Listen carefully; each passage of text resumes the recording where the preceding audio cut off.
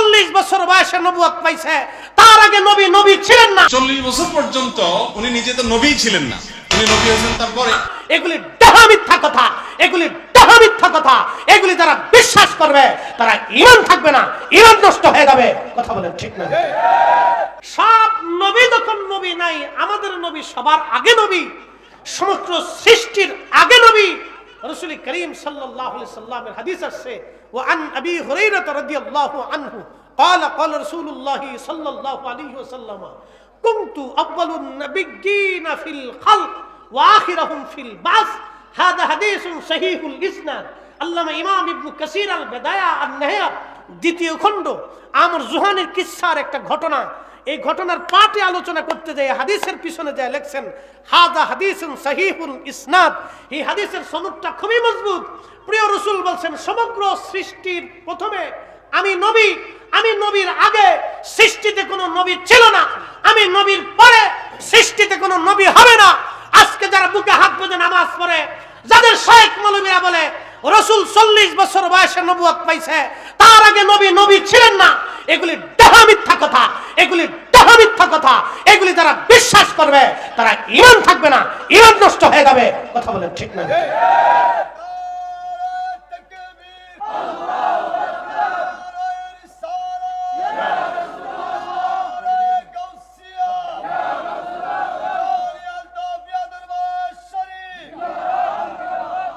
এই সমস্ত বাতিল গুমরাহি বদ আকীদা থেকে মুসলমানদেরকে বেরিয়ে আনার জন্য শাহজালাল ইয়ামানি মুজাররিদি থেকে শুরু করে আদ্দাবদি পর্যন্ত আউলিয়া আতকিয়া নুজাবা উলামা ফুদালা হকপন্থী হক্কানি আহলে সুন্নাত ওয়াল জামাতের আইম্মায়ে کرام উলামায়ে کرام পীর মাশায়েখগণ ক্লান্ত পরিশ্রম করে যাচ্ছে এই সমস্ত বদ আকীদা এই জমিনে প্রতিষ্ঠিত করার জন্য। মধ্যপ্রাচ্যের পেট্রোডলারের বিনিময়ে এদেশের কিছু নামধারী শায়েখরা শায়েখ উপাধি দিয়ে আজহারি মাদানি বিভিন্ন লকাব লাগিয়ে যারা সহজ সরল মুসলমানের ঈমান লুটে নিতে চায়, আমরা সুন্নি উলামায়ে کرام থাকতে জমিনে এটা হতে দিতে পারি না। কথা বলেন ঠিক না? সহিহ বিশুদ্ধ হাদিসের মাধ্যমে কত সুস্পষ্ট কোরআন বলতেছে, হুজুর আপনি বলেন ওয়া আনা আউয়ালুল মুসলিমিন, আমি সর্বপ্রথম আল্লাহকে আল্লাহ বলে স্বীকার করছি। এই আয়াতের তাফসীর করলে দীর্ঘ সময়ের দরকার হবে। আল্লাহ রাসূল বললেন সাহাবীরা তোমরা শোনো, কুনতু আউয়ালুন নাবিয়্যিনা ফিল খালক, সৃষ্টির মধ্যে আমি নবী প্রথম, আমি নবীর আগে কোনো নবী নাই, আমি নবীর পরেও কোনো নবী নাই, নবীর আগেও কোনো নবী ছিল না, নবীর পরেও কোনো নবী হবে না, নবীর আগেও কোনো নবী ছিল না, নবীর পরেও কোনো নবী হবে না। অতএব 40 বছর বয়সে নবীজি নবুয়ত পান নাই। সৃষ্টির প্রথমেই আল্লাহ তার নবীকে নবুয়ত দিয়ে আল্লাহ তার রাসূলকে সম্মানিত করে রেখেছেন এবং ওই নবীর উম্মত বানাইয়া আল্লাহ আমাদের ইজ্জত দুনিয়া আখিরাতে বাড়াই দিয়েছেন। কথা বলেন ঠিক কিনা? বরুড়াবাসী হযরত ইব্রাহিম আলাইহিস সালাম বললেন, এ যুলকারনাইন, আমি এক কালেমার দাওয়াত দিচ্ছি। যুলকারনাইন ডাক দিয়ে বললেন, ইব্রাহিম, যদি ওই কালেমা সত্য হয় তাহলে তার প্রমাণ একটা সাবমিট করেন, আমাকে প্রমাণ দেন, একটা মুজিজা দেখান, এই কালেমা যে সত্য আমি কি করে বুঝবো? আল্লাহর খলিলের পাশে কিছু ভেড়ার পাল ছিল। তখন তো কাবা এত মানুষজন নাই, কেবল এটা সুন্দর স্ট্রাকচার তৈরি হয়েছে, তো ভেড়ার পাল আশেপাশে। আল্লাহর খলিল বললেন, যুলকারনাইন, কি ডকুমেন্ট তুমি চাও যে আমি নবী? আল্লাহ এক। যুলকারনাইন ডাক দিয়ে বলল, হুজুর, ওই যে ভেড়ার পাল, ভেড়াদের জবান খুলে যদি আপনার এই কালেমার সাক্ষ্য দেয় তাহলে আমি যুলকারনাইন কালেমা পড়ে মুসলমান হব। আরো জোরে, আরো জোরে। মিল্লাতের বাবা ইব্রাহিম, মিল্লাতের পিতা ইব্রাহিম ডাক দিয়ে বলতেছে, যুলকারনাইন, ঠিকই ওই ভেড়ার পাল কালেমার সাক্ষ্য দিবে, তাহলে হুজুর দেখান। আল্লাহর খলিল ভেড়াদেরকে ডাকলেন, ভেড়ার দল কাছে এসে গেল, বলল, ভেড়ার দল, তোমরা এক খোদার কালেমা সাক্ষ্য দাও। প্রত্যেকটা ভেড়াদের জবান থেকে বের হয়ে আসলো লা ইলাহা ইল্লাল্লাহু ইব্রাহিমু খলিলুল্লাহ। চিৎকার করে জোরে বলেন না মারহাবা। আল্লাহুম্মা সাল্লি আলা জবান খুলে মাওলানা মুহাম্মাদু আলা সাইয়্যিদিনা।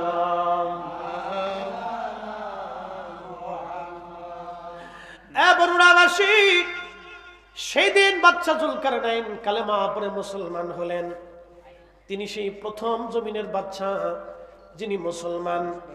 পৃথিবীর এমন কোন ইঞ্চি মাটি নাই যে ইঞ্চি মাটির বাদশাহী আল্লাহ তাকে না দিয়েছিলেন।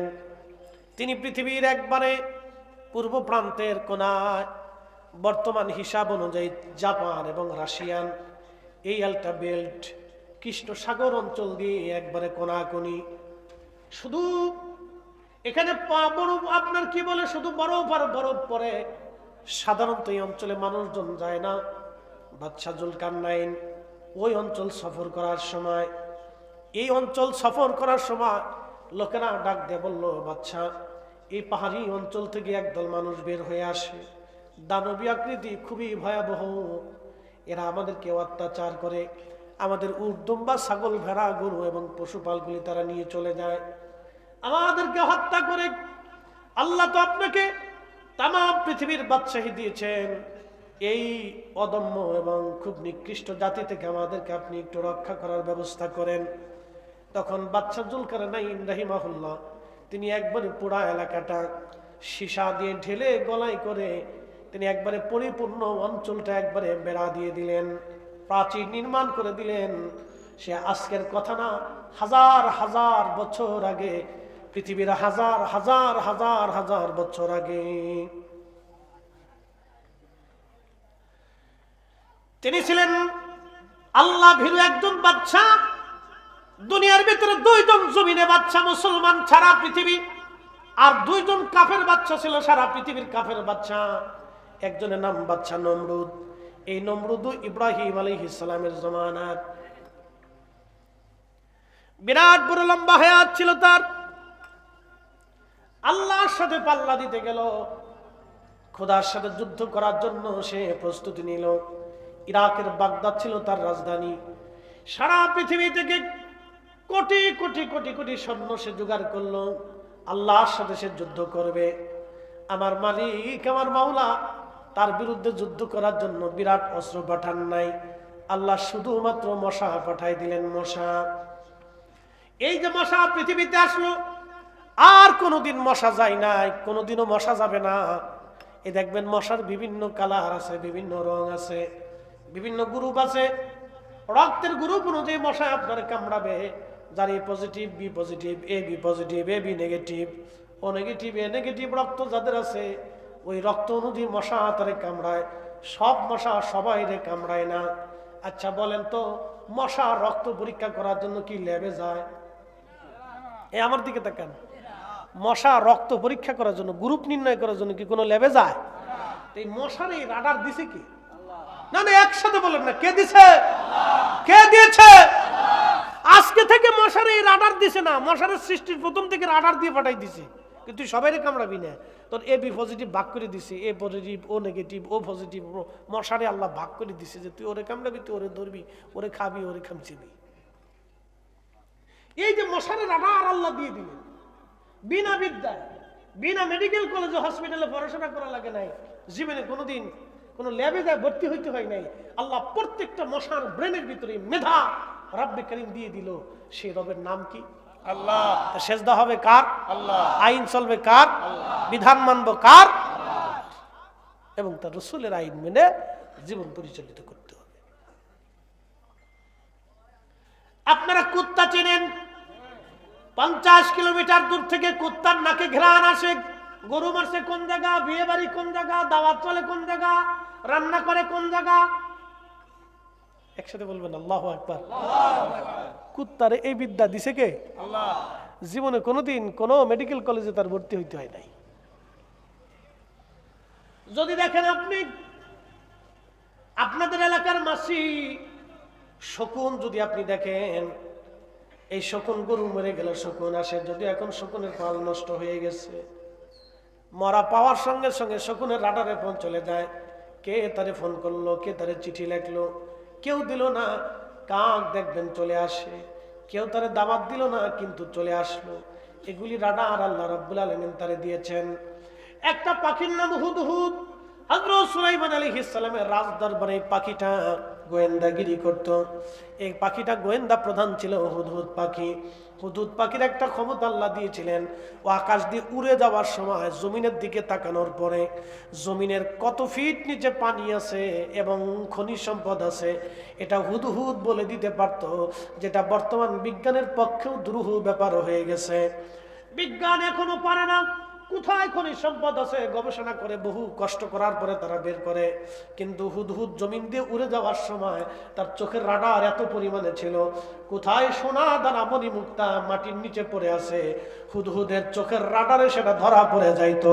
একবার জোরে বলা যাবে আল্লাহু আকবার।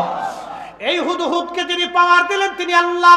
আল্লাহ ওলিদের একটা চোখ দিয়ে থাকে, বরুড়াবাসী ওলিদের আল্লাহ একটা চোখ দিয়ে থাকে। এই চোখের মাধ্যমে আল্লাহর ওলিরা তাম পৃথিবী দেখতে পায়। এই চোখের মাধ্যমে আল্লাহর ওলিরা মুরিদের খবর নিতে পারে। এই চোখের মাধ্যমে আল্লাহর ওলিরা আসমান জগৎ দেখতে পায়। এই চোখের মাধ্যমে আল্লাহর ওলিরা জমিনের নিচে দেখতে পায়। চিৎকার মেরে জোরে বলেন আল্লাহু আকবার। হযরত ওমর রাদিয়াল্লাহু আনহু মদিনায় খুতবা পড়ে, নেহন্দের যুদ্ধ চলে। হযরত ওমর রাদিয়াল্লাহু আনহুর চোখের রাডারে ধরা পড়ে গেল। যুদ্ধের ময়দানে সেনাবাহিনী বিপদের মধ্যে পড়ে গেছে, পার্শ্ববর্তী বিরাট বড় পাহাড়। হযরত ওমর প্রধান সেনাপতিকে বলেন, ইয়া সারিয়াল জাবাল আল জাবাল, ও সেনাপতি পাশে পাহাড়, পাহাড় দেখো। হযরত ওমর রাদিয়াল্লাহু আনহুর আওয়াজ সুদূর মদিনার থেকে নেহওয়ানদের যুদ্ধের ময়দানে 300 মাইল দূরে। যিনি পৌঁছাইলেন তিনি আমার আল্লাহ। আজ থেকে 100 বছর আগে অনেকের বিশ্বাস করতে কষ্ট হতো, কিন্তু আজকে মোবাইলের জমানায় বিশ্বাস করতে কোনো কষ্ট নাই। এই বরুড়া থেকে আমার হ্যালো শব্দটা আমেরিকা পৌঁছাইতে মাত্র 1 সেকেন্ডও সময় লাগে না। বিজ্ঞান যদি আমার কথায় আমেরিকা পৌঁছাইতে 1 সেকেন্ড সময় না লাগে, তাহলে আমাদের দুরুদ ও সালাম মদিনায় পৌঁছাইতে সময় লাগে না। কি কথা কন না কেন? আর আমাদের দুরুদ সালাম গুলি শুনতে মদিনাওয়ালার সময় লাগে না। যাদের বিশ্বাস এখনো মজবুত হয় নাই, তারাই আবার দাবি করে আমরা বিরাট বড় হক্কানি। হক্কানি বললে হক্কানি হওয়া যায় না। টুপি মাথায় দিয়ে ঘুরলে হক্কানি হওয়া যায় না। জুব্বা গায়ে দিয়ে ঘুরলে হক্কানি হওয়া যায় না। পাগড়ি মাথায় দিয়ে রাস্তায় হাঁটলে হক্কানি হওয়া যায় না। মসজিদে সেজদায় পড়ে থাকলে হক্কানি হয় না। হক্কানি হয় ইমানে আকীদায়, হক্কানি হয় হুব্বে রাসূলে। কথা কোন ঠিক কিনা?